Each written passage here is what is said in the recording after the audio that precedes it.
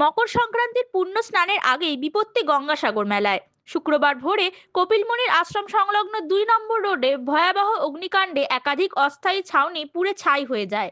স্থানীয় সূত্রে খবর, কুয়াশাচ্ছন্ন ভোরে একটি ছাউনি থেকে আগুনের সূত্রপাত। শুকনো হোগলা পাতা ও বাঁশ দিয়ে তৈরি ছাউনিগুলিতে দ্রুত আগুন ছড়িয়ে পড়ে। স্থানীয়রা প্রথমে বালতি করে জল ঢেলে আগুন নেভানোর চেষ্টা করেন। খবর পেয়ে দমকলের একাধিক ইঞ্জিন যুদ্ধকালীন তৎপরতায় আগুন নিয়ন্ত্রণে আনে। ঘটনার খবর পেয়ে সাগরের বিডিও কানাইয়া কুমার রাও সহ প্রশাসনের আধিকারিকেরা ঘটনাস্থল পরিদর্শন করেন। প্রাথমিকভাবে শর্ট সার্কিট বা রান্নার উনুন থেকে আগুন লাগতে পারে বলে অনুমান, তবে প্রাণহানির খবর নেই।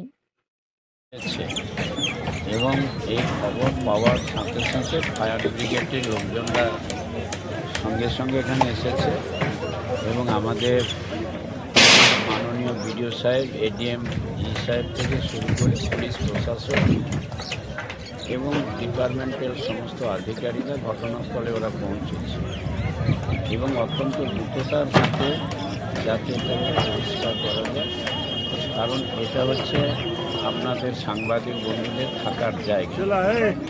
অতএব সেটাকে গুরুত্ব বুঝে আমরা সব রকম ব্যবস্থা নিচ্ছি। আগুন তো অল্প সময়ের মধ্যে, অর্থাৎ যতটুকু জানা গেছে আমাদের হাইমাস যে লাইট আছে তার থেকে বোধহয় কোনো একটা কানেকশানের এই জন্য এটা হয়েছে।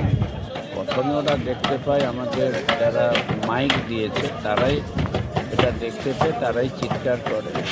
পরবর্তীকালে এই খবরটা চারিদিকে ছড়িয়ে পড়ে।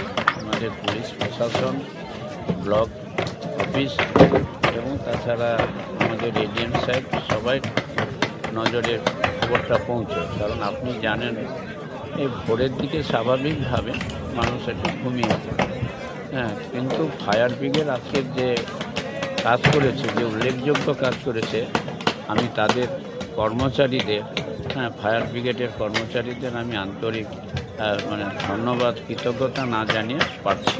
কেউ মারা গেছে এরকম কোনো কেউ মারা যায়নি, আপনারা নিজেরাই দেখছেন, কেউ মারা যায়নি।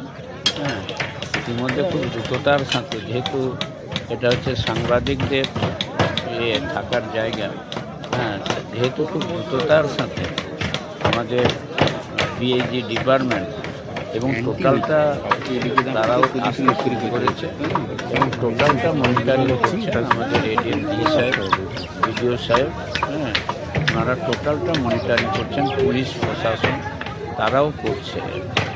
আমি খবর পেয়ে সঙ্গে সঙ্গে এখানে আমি এসে ঘটনাস্থলে পৌঁছি, এসে দেখলাম ঘটনাটা সত্যি এটা আমাদের কাছে খুবই দুর্ভাগ্য যে এই ধরনের একেবারে মেলার ঠিক পূর্ব মুহূর্তে এই ধরনের ঘটনা ঘটেছে। এটা একদিক থেকে আমাদের কাছে অনেকটা সুখবর, না হলে মেলা চলাকালীন যদি হতো তাহলে তো অনেক আরও বেশি অসুবিধা হতো। ঠিক আছে।